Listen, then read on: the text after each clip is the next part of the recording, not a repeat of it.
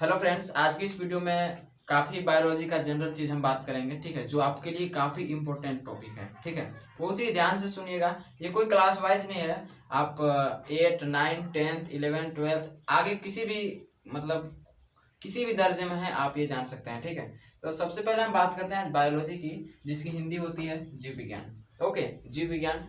जीव विज्ञान में मुख्यतः हम लोग का भी 11th 12th तक या 9 10 तक, सेकेंडरी या +2 स्कूल तक आपको दो भाग बायोलॉजी का पढ़ना होता है। पहला जूलॉजी। बायोलॉजी में दो भाग होता है, एक जूलॉजी और एक होता है आपका बोटनी, ठीक है, बोटनी। तो मैं सारे चीजों का यहाँ पे हिंदी भी बताते चलूंगा। जूलॉजी में होता है फ्रेंड्स जंतु विज्ञान।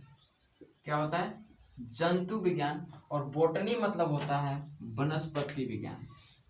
वनस्पति विज्ञान, ठीक है, यहाँ पे वनस्पति विज्ञान हो गया। ओके, अब यहाँ पे आते हैं कि जो जूलॉजी है ना, जूलॉजी और बोटनी, ये सब का अलग अलग जनक भी होंगे, ठीक है। तो आइए उसका भी नाम जान लेते हैं। एक तरीके से आप जीके भी बोल सकते हैं, एक तरीके से आप साइंस भी बोल सकते हैं, ठीक है, जो कि काफी इंपॉर्टेंट है आपके लिए। तो जंतु विज्ञान का जनक की अगर बात करें तो ये है अरस्तु। कौन है? अरस्तु। और ये कौन है? इनके कौन है? थियोफ्रेस्टस। थियोफ्रेस्टस, शायद इधर से लिखेगा, यहाँ पे लिख देगा नीचे, थियोफ्रेस्टस, ठीक है। अब देखिएगा, अब हम कैसे पहचानेंगे कि कौन सा पार्ट हमको जूलॉजी में पढ़ना है, कौन सा पार्ट हमको बोटनी में पढ़ना है, ठीक है। तो देखिएगा, इसको पहचानने के लिए हम मुख्यतः दो चीजों का यूज करते हैं, ठीक है। जंतु विज्ञान जो कि गति करते हैं, ठीक है। इसका क्वालिटी आप जान लीजिए, मोशन। क्या होना चाहिए? मोशन होगा, यानी कि ऐसा मोशन में भी गति, स्थानांतरित गति होना चाहिए। मान लीजिए हम यहाँ पे हैं, यहाँ से स्थान चेंज करते रहे तो ये क्या हो गया? स्थानांतरित गति हो गया। तो ये जंतु विज्ञान, यानी कि अगर हमारे बारे में अध्ययन किया जाए, यानी कि मानव के बारे में अध्ययन किया जाए, तो जूलॉजी में अध्ययन किया जाना होगा। कोई भी एनिमल है, जानवर है, वो सब एक जगह से दूसरे जगह पे चलते हैं, तो इस प्रकार के जो भी अध्ययन होगा जूलॉजी के अंतर्गत किया जाता है। तो मोशन, और कैसा मोशन, यहाँ पे लिख सकते हैं स्थानांतरित मोशन, स्थानांतरित गति। अब देखिएगा, ये तो हो गया इसे पहचानने का ट्रिक जूलॉजी का। अब इसमें आते हैं तो इसमें आपको लोकोमोशन होता है, लोकोमोशन, ठीक है। लोकोमोशन में आपको जानना होता है ऐसे गति तो होगा, लेकिन वो स्थानांतरित गति नहीं होगा, स्थानबद्ध होगा। जैसे पेड़ पौधों को ले लीजिए, एक तरह से खंभा जैसा खड़ा है, पिलर जैसा, ठीक है, बढ़ रहा है आपस में। पिलर तो बढ़ता नहीं है, लेकिन क्या करेगा? पेड़ भी गति करता है, हिलेगा डुलेगा, गति करेगा, ठीक है, लेकिन एक ही जगह पर रहेगा।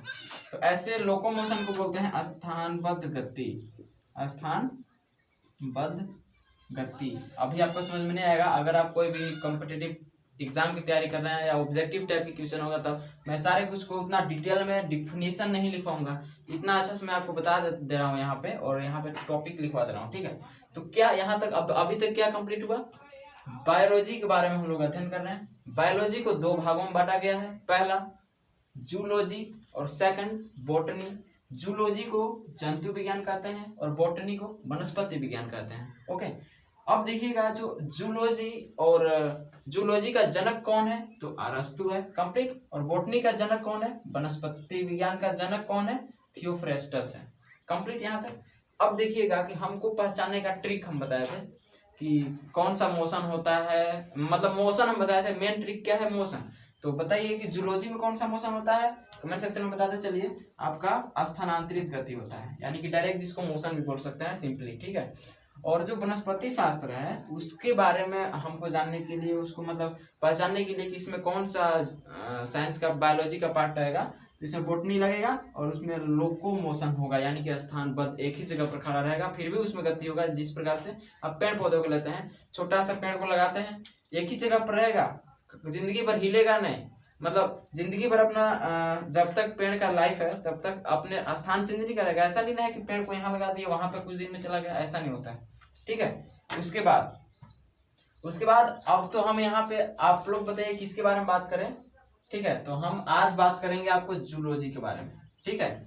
मुख्यतः आज हम जूलॉजी के बारे में हम लोग जूलॉजी को स्टार्ट करते हैं। तो जूलॉजी में हमको मुख्यतः, अगर आप किसी भी सिलेबस में देखें, अगर जूलॉजी मतलब जंतु विज्ञान, तो जंतु विज्ञान को पहले स्टार्ट करते हैं तो हमें क्या जानना होता है जंतु विज्ञान के बारे में, कि जंतु किस चीज से मिलकर बना है, यानी कि सेल, कोशिका। ठीक है, जंतु का सबसे पहले क्या है, अगर घर के बारे में हमको जानना है, कोई भी मकान है, किसी भी मकान या घर के बारे में हमको जानना है, उसमें हम क्या अध्ययन करते हैं, यार मकान किस चीज से बना है ना, मकान की क्या क्या क्वालिटीज हैं, क्या क्या मतलब क्या क्या बाहर से कुछ होगा तो इसमें क्या क्या ये कर सकता है। ठीक है, मतलब किसी भी चीज को खरीदने से पहले हम लोग क्वालिटी देखते हैं। ठीक है, तो किसी भी अभी क्या कर रहे हैं, जंतु विज्ञान पढ़ना है हम लोगों को। ठीक है, तो जंतु विज्ञान को पढ़ने से पहले उसकी क्वालिटीज के बारे में जानेंगे, किस चीज से मिलकर बना है, सारा कुछ उसमें जानना है। ठीक है, तो आइए इसमें हम जानते हैं आराम से। जूलॉजी, जूलॉजी स्पेलिंग याद रख लीजिएगा, ZOOLOGY। जूलॉजी मतलब होता है जंतु विज्ञान, जो कि आपको हम अभी कुछ सेकंड पहले बताए कि जंतु विज्ञान का जो है जनक कौन है, तो अरस्तु है। ओके, तो नंबर 1 में आपको पढ़ना है क्या, सेल। सेल मतलब क्या होता है, कोशिका। कोशिका के बारे में अभी हम पढ़ेंगे। ओके, नंबर 2 कोशिका विभाजन। क्या पढ़ना है, कोशिका विभाजन। कोशिका विभाजन के बारे में पढ़ेंगे, जिसका इंग्लिश होता है सेल डिवीजन। ओके, उसके बाद क्या पढ़ेंगे, नंबर 3 में दिया सिंड्रोम। सिंड्रोम, सिंड्रोम हिंदी में लिख सकते हैं सिंड्रोम। ठीक है, आगे जैसे जैसे टॉपिक स्टार्ट करते थे, ये 3 टॉपिक है जो कि एक वीडियो में कवर नहीं होगा, यहाँ पे हम आपको केवल सेल के बारे में बताएंगे मुख्यतः। ओके, तो जैसे जैसे वीडियो का पार्ट आएगा वैसे वैसे हम बताते चलेंगे। और आगे आपको पढ़ना है फ्रेंड्स टिश्यू, TISSUE। टिश्यू माने क्या होता है, ऊतक के बारे में पढ़ना है। ओके, ठीक है, तो इन सारी चीजों के बारे में पहले स्टार्टिंग। ठीक है, पहले स्टार्टिंग जो कि यहाँ से स्टार्ट होता है, सेल से, सेल डिवीजन, सिंड्रोम, टिश्यू, सारा कुछ आपको हम इस वीडियो में कवर करेंगे, लेकिन शॉर्ट तरीके से कवर करेंगे। ऐसा नहीं कि सेल स्टार्ट किया तो पूरा सेल को ऐसे खत्म नहीं हो सकता है। ठीक, मेन मेन चीज आपको मुख्य मुख्य पॉइंट बताएंगे जो कि आपके एग्जाम के लिए ऑब्जेक्टिव एंड सब्जेक्टिव, इतना सब्जेक्टिव में हम बात बोल देंगे मौखिक तरीके से, और एग्जाम पैटर्न पे आपको यहाँ पे लिखवा दिया जाएगा। ओके, तो आइए सेल के बारे में जानते हैं। सबसे पहले तो सेल जानने से पहले आपको एक चीज जानना होगा कि जीव किस चीज से मिलकर बना होगा। अगर आप थोड़ा सा स्टैंडर्ड क्लास में होंगे तो शायद आपको पता होगा कि जो जीव होता है किस चीज से मिलकर बना होता है। ठीक है, तो जैसे कि अभी एक दीवार की बात करें, ठीक है, दीवार ऐसे मिलकर बनता है, ऐसे ईंट पर ईंट पर ईंट, ईंट ईंट, ऐसे, फिर ऐसे जोड़ते हैं, कोई जोड़ने भी नहीं आएगा, मिस्त्री भी नहीं है। ठीक है, ऐसे जुड़ता है ना, ऐसे ऐसे जुड़ता है? मान लीजिए इतना बड़ा कोई दीवार है, इतना बड़ा क्या है, कोई दीवार है। ठीक है, तो इसको समझने से पहले मान लीजिए इतना बड़ा क्या है, कोई दीवार है, ऐसे खड़ा किया हुआ है। ओके, तो अब यहाँ पे आप समझोगे, हम बताए थे एक जीव, क्या बोले, एक जीव के बारे में हमें पढ़ना है, तो हम सेल इसमें पहुंच जाते हैं। ठीक है, सेल के बारे में हमको पढ़ना है। तो एक दीवार के बारे में अगर हम जानना चाहें, सबसे पहले हम, अगर मान लीजिए दीवार को पढ़ना है, सबसे पहले हम क्या जानेंगे, यार ये जो दीवार है ना किस चीज से मिलकर बना है। क्या बोलेंगे, नंबर 1 ईंट, बालू सीमेंट मिलकर बना है, लेकिन बालू सीमेंट का नाम नहीं आता है, मुख्यतः क्या नाम आता है, ईंट का नाम आता है। ठीक, तो एक दीवार की संरचनात्मक इकाई क्या हो गया, ईंट बोल सकते हैं।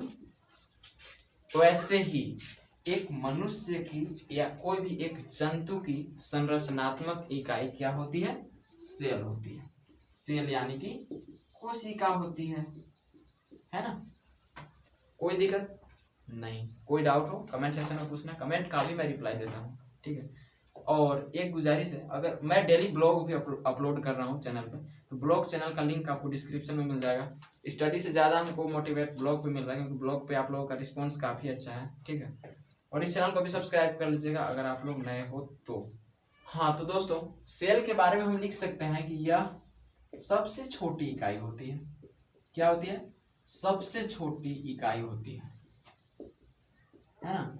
किसी भी जीव जंतु, किसी भी जूलॉजी के अंतर्गत आने वाले जंतु जो कि मोशन करते हैं, स्थानांतरित गति करते हैं, ठीक है, या कोई भी जंतु, बॉटनी का भी कोई भी जंतु हो, तो हमें क्या पढ़ना होता है, सेल, जिसको बोलता जाता है कोशिका। तो कोशिका क्या है, सबसे छोटी इकाई है। आपको मैं एक चीज बता दूं, इससे भी छोटी इकाई होता है जिसका नाम है माइटोकॉन्ड्रिया। ठीक है, माइटोकॉन्ड्रिया। लेकिन माइटोकॉन्ड्रिया को ऊर्जा गृह कहा जाता है। ये जो है सेल डिवीजन नहीं कर सकता है। सेल डिवीजन बताया था ना, नंबर 3 पे पढ़ना है। तो वो सारा कुछ मतलब ये सक्षम नहीं है, इसलिए हम लोग क्या पढ़ते हैं, सेल पढ़ते हैं। यानी कि सेल को ही माना जाता है क्योंकि सेल सारा कुछ कार्य कर सकता है। बात करें सेल की, तो सेल भी 2 प्रकार के होते हैं। पहला एक कोशिकीय और एक से ज्यादा कोशिकीय होते हैं। ठीक है, तो ये सारा कुछ इसमें बताया जाएगा। आपको याद होना चाहिए, सेल किसी भी सजीव की संरचनात्मक एवं क्रियात्मक इकाई है। ठीक है, तो ये संरचनात्मक इकाई माइटोकॉन्ड्रिया नहीं होता है।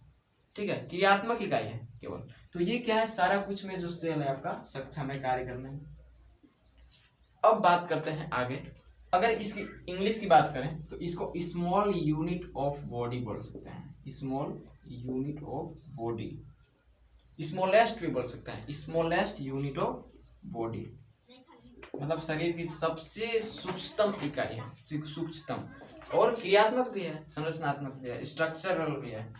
ठीक है, तो अब हम यहाँ पे बात करते हैं यार कोशिका। हमने तो सुना कि अगर दीवार बनाते हैं तो उसका संरचनात्मक इकाई ईंट हो जाता है। तो ईंट तो यार मनुष्य ही बनाता है ना। ईंट भट्टी होता है, वहां पे जाकर क्या करते हैं, ईंट बना लेते हैं। लेकिन यहाँ पे कोशिका को कौन बनाएगा, जो कोशिका है हमारे पास उसको कौन बनाएगा। ठीक है, तो देखिए कोशिका कोई बनाया नहीं है, ये प्राकृतिक चीज है जिसका खोज किया था किसने, रॉबर्ट हुक ने। किसने किया था, रॉबर्ट हुक ने। खोज डिस्कवर किसने किया, रॉबर्ट हुक ने, जो कि एक अंग्रेज वैज्ञानिक थे। ओके, और कब किया था, 1665 ईस्वी में। कैसे किया था, कार्क की पतली परत, कार्क का कॉर्क, ठीक है, उसकी पतली परत पर उन्होंने देखा कि मधुमक्खी का जो छत्ता होता है, ठीक है, मधुमक्खी के छत्ते जैसा उसको छोटे छोटे क्या थे, ऐसे ऐसे दिख रहे थे मधुमक्खी के छत्ते जैसा, एक में कॉर्क के ऊपरी परत पे। ठीक है, तो उन्होंने साधारण सूक्ष्मदर्शी यानी कि लेंस, ठीक है, तो उससे उन्होंने देखा, माइक्रोस्कोप से उन्होंने देखा, तो उसको ऐसे दिखा, मधुमक्खी के छत्ते जैसा गोला गोला दिखा। उन्होंने इन छोटे छोटे कोष्ठकों का नाम दे दिया सेल। आपको मैं बता दूं, सेल शब्द जो है सेल्यूला शब्द से बना है, जिसका अर्थ होता है छोटा कमरा। ठीक है, तो देखिए बता दिया मैंने कि किसने किया, तो रॉबर्ट हुक ने। कब किया, 1665 में। कैसे किया, कॉर्क के पतली परत को जब उन्होंने देखा साधारण सूक्ष्मदर्शी से, तो उनको क्या दिखा, छोटे छोटे मधुमक्खी के छत्ते जैसा दिखा। और उन्होंने प्रत्येक जो छत्ते वाला जो कोष्ठक था उनका नाम दे दिया सेल, जो कि सेल्यूला शब्द से बना है और जिसका अर्थ होता है छोटा कमरा, और उसी को हम लोग क्या बोल दिए, कोशिका। ओके, तो अब आपको मैं यहाँ पे बताता हूँ। तो इन्होंने बताइए कि कोशिका देखा, लेकिन कोशिका का भी कैसा कोशिका देखा, मृत कोशिका देखा था। कैसी कोशिका देखा था, मृत कोशिका, है ना। कैसी कोशिका, मृत कोशिका, आपको याद रखना है। अब क्या हुआ कि जस्ट 1665 की बात है ना, 1674 ईस्वी में खोज में ही अभी हम लोग चल रहे हैं। तो एक खोज इसने किया, अब एक खोज रॉबर्ट हुक ने। अब आपको याद रखना है, एंटोन वॉन लीवेनहुक,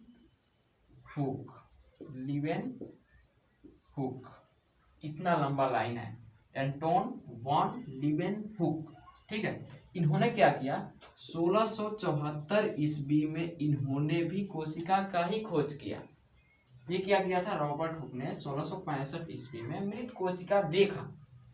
कैसे देखा वो भी मैंने बता दिया। अब क्या किया, एंटोनी वॉन लीवेनहुक ने 1674 ईस्वी में ये भी कोशिका ही देखा, लेकिन इसने जीवित कोशिका देखकर सिद्ध कर दिया। ठीक है, क्या कर दिया, जीवित सेल खोज दिया। ठीक है, तो मृत सबसे पहले अब जो मृत देखो या जिंदा देखो या कोई भी देखो तो उसी का नाम होता है। तो सबसे पहले कोशिका खोज किसने किया? तो रॉबर्ट हुक ने कर दिया, जो कि मृत कोशिका देखा। एंटोन वान लीवेनहुक 1674 ईस्वी में जीवित कोशिका सिद्ध करके दिखा दिया। देखो, है ना। तो फ्रेंड्स, यहाँ तक तो कोई दिक्कत नहीं होना चाहिए आपको। वीडियो माना कि लंबा हो रहा है, लेकिन हम जितना लिख रहे हैं उतना का ही डिस्कशन नहीं कर रहे हैं, उससे ज्यादा का डिस्कशन कर दे रहे हैं, ठीक है। अब चीज यहाँ पे एक चीज है, अब आपके दिमाग में आता होगा कि यार कोशिका बताया गया कि स्मॉलेस्ट यूनिट होता है, स्मॉल यूनिट होता है, तो छोटा होगा।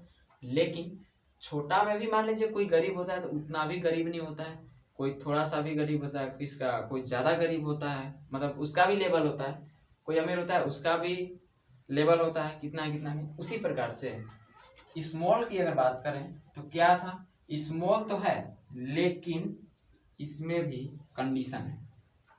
मानव शरीर की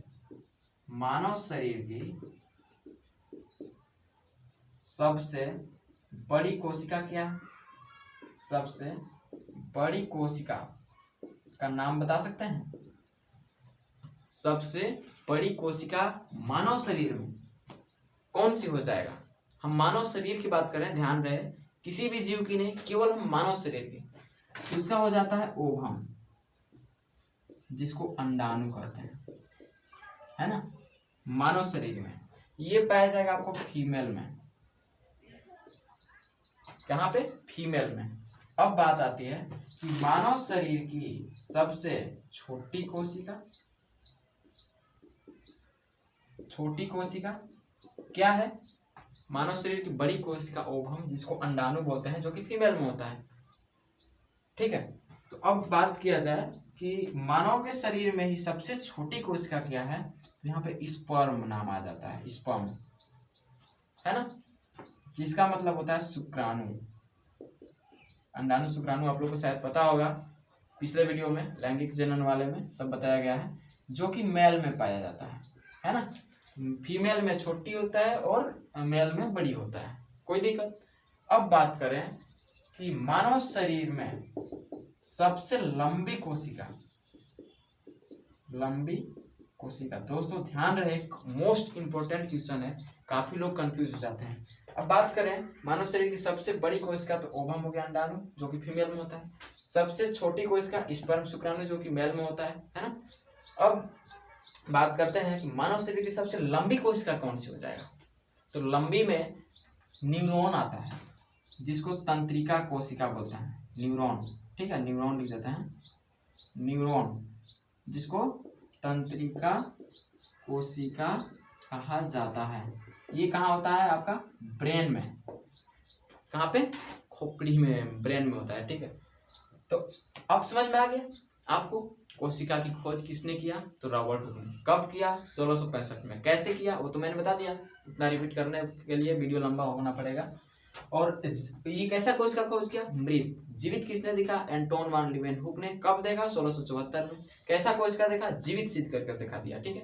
अब बात करें शरीर की सबसे लंबी कोशिका, तो न्यूरॉन, ठीक है, जिसको तंत्रिका कोशिका हिंदी में बोला जाता है, और वो क्या करता है आपको कि ब्रेन में पाया जाता है। अब बात करें मानव शरीर की सबसे बड़ी कोशिका, मानव शरीर की सबसे बड़ी कोशिका, तो ये आपको पाया जाता है, मतलब होता है अंडाणु, और जिसको ओवम बोल सकते हैं, जो कि फीमेल में पाया जाता है। बात करें सबसे छोटी कोशिका मानव शरीर की, तो हो जाता है स्पर्म, जो कि मेल में पाया जाता है, जिसका हिंदी होता है शुक्राणु। ओके, अब आते हैं इसे इरेज करने के बाद दो मेन टॉपिक बचा हुआ है, उसके बारे में बात करते हैं, उसके बाद हम आगे चलेंगे, ठीक है। अब देखिएगा, आपको अब लिखा हुआ दिख रहा है सबसे बड़ी कोशिका। हम यहाँ पे जनरल बात कर रहे हैं। जनरल आपको यही पूछा जाता है कि सबसे बड़ी कोशिका का नाम बताइए, और सबसे छोटी कोशिका का नाम पूछ देता है, और एक पूछता है सबसे लंबी कोशिका, ठीक है। कभी कभार ऐसे लोग कंफ्यूज होते हैं कि पूछता है कि मानव शरीर में सबसे बड़ी कोशिका का नाम बताइए, तो लोग न्यूरॉन मार देते हैं, क्या कीजिएगा। लेकिन न्यूरॉन नहीं होता है, वो सबसे लंबी होता है, उसको बड़ी नहीं बोला जा सकता है। बड़ी कोशिका आपका होता है अंडाणु, जिसको ओवम बोलते हैं, जो कि फीमेल में पाया जाता है, और छोटी स्पर्म, जो कि शुक्राणु में पाया जाता है, मेल में, है ना। और सबसे बड़ी कोशिका की अगर हम बात करें तो ये होता है आपका शुतुरमुर्ग का अंडा, शुतुरमुर्ग का अंडा। अब आप समझ सकते हैं कि जो शुतुरमुर्ग का अंडा होता है उसका वजन लगभग 1 केजी का लगभग में होता है। अंडा 1 केजी का होता है, ठीक है, जो कि दुनिया का सबसे बड़ा कोशिका है। आज तक इससे बड़ा कोशिका कोई बना नहीं है, ठीक है। ओके, अब बात करते हैं सबसे छोटी कोशिका। सबसे छोटी कोशिका, राइटिंग के लिए सॉरी क्योंकि मेरा सुपर फास्ट हाथ चलता है, ठीक है। तो यहाँ पर हो जाएगा आपको माइकोप्लाज्मा। क्या याद रखिएगा नाम, माइकोप्लाज्मा, सबसे छोटी कोशिका का नाम। क्योंकि छोटा है तो छोटा पर कोई किसी का नजर ही नहीं जाता है, इसीलिए माइकोप्लाज्मा नाम दे दिया है ताकि तुम रटत रहो आराम से, ठीक है। माइकोप्लाज्मा, ठीक है, सबसे छोटी कोशिका। अब हम इस सब के बारे में अब डिस्कशन नहीं करेंगे। अगर आपको फिर से समझ में नहीं आता है तो इतना डिस्कशन हम कर चुके हैं, वीडियो को फिर से देख सकते हैं, रिवॉच कर सकते हैं, ठीक है। तो अब हम बात करेंगे कल। अच्छा, एक बात है यहाँ पे जो कि काफी जरूरी है, ठीक है, एक सेकंड, कि मैंने बताया था कोशिका का सिद्धांत के बारे में थोड़ा सा बात करते हैं। कोशिका सिद्धांत है ना, कोशिका सिद्धांत किसने दिया और क्या था सिद्धांत, ठीक है। कोशिका सिद्धांत, जब इतना सारा कुछ सोल्व हो चुका उसके बाद सिद्धांत आया तो किसने दिया, स्लीडन, एक सेकंड, स्लीडन एवं एम स्लीडन नाम था शायद इसी प्रकार से, ठीक है। तो नाम मैं पूरा लिख देता हूँ, एम स्लीडन, जहां तक मुझे याद है, एम स्लीडन एवं टी स्वान, इन्होंने कोशिका को ये कर दिया, सिद्धांत दे दिया। क्या दे दिया, सिद्धांत दे दिया, कंप्लीट कोशिका सिद्धांत दे दिया, एम स्लीडन एवं टी स्वान। नाम याद रखिएगा, मेरा वॉइस को क्लियर सुनिएगा, भले ही आवाज ठीक से जाए या ना जाए लेकिन केयरफुली सुनिएगा। आज के बाद अगले वीडियो से जो भी वीडियो आएगा उसमें माइक आ गया है मेरा, ठीक है, तो उससे सोल्व मतलब ये रिकॉर्ड होगा। एम स्लीडन एवं टी स्वान सिद्धांत दे दिया, ओके। अब सिद्धांत में इन्होंने क्या बोला है ना, कि कोशिका शरीर की मूलभूत इकाई है। क्या है, मूलभूत इकाई है। जो सिद्धांत था वो सिद्धांत का कैसे सिद्धांत था, कोशिका शरीर की मूलभूत इकाई है।